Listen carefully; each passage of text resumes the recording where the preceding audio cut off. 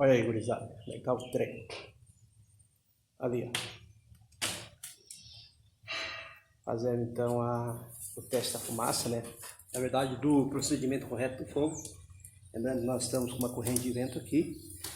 E para minha esquerda está tudo aberto. Não pode, tá bom, gurizada?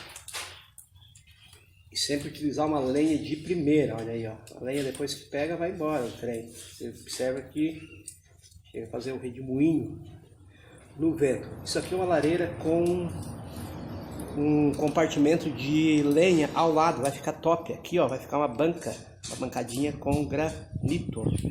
Uma soeira de 25, de 20 aliás, e uma embaixo de 20 também.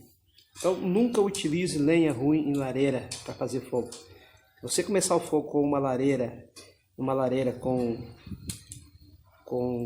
uma lenha ruim, você vai encher a sua casa de fumaça e realmente não vai funcionar. A lareira pode ser top, a lareira pode ser chique, funcionar bem. Tá bom, gurizada? E aqui nós estamos então sem a chaminé, ó. Isso é muito importante que a gente faça esse testezinho antes para ver se esse trem realmente funciona. Aqui tem o registro, ó, lá dentro, abre e fecha, em cima, olha aí.